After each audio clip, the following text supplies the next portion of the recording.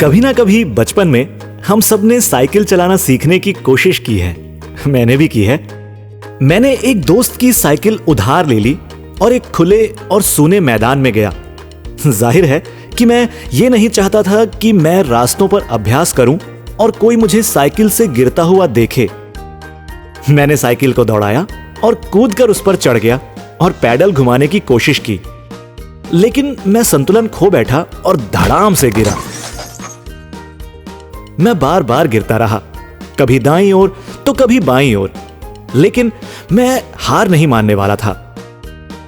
लगातार हफ्ते 2 हफ्ते मैं जूझता रहा, मगर साइकिल चलाना सीखने की दिशा में मुझे कोई प्रगति नजर नहीं आ रही थी।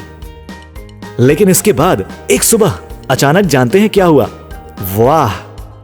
मैं अपने आप ही शानदार संतुलन के साथ साइकिल चला रहा था और जल्दी ही इस पर अपने करतब दिखाना भी मैंने चालू कर दिया। अब इस बात को 20 साल बीत गए हैं। आज यदि आप मुझे आधी रात को भी साइकिल चलाने को कहेंगे तो मैं बिना किसी अभ्यास के तुरंत इसे करके दिखा दूंगा। साइकिल चलाना सीखने की कठिनाइयां तो अब बीते दिनों की कहानियां हो गई हैं। अब तो मैं इससे कहीं आगे जाकर और अधिक रोमांच अनुभव करने लगा हूं। अब मैंने ध्यान करना सीखना शुरू किया।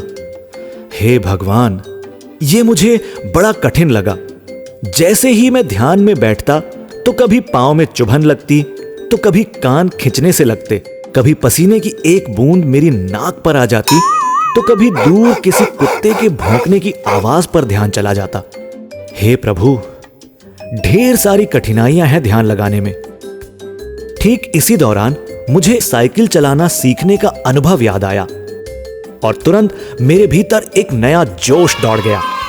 मैंने खुद को समझाया कि जिस तरह निरंतर अभ्यास से साइकिल चलाना सीखने में सफलता मिली थी, उसी तरह ध्यान करने में भी निरंतर अभ्यास से सफलता जरूर मिलेगी। फिर मैं जुट गया।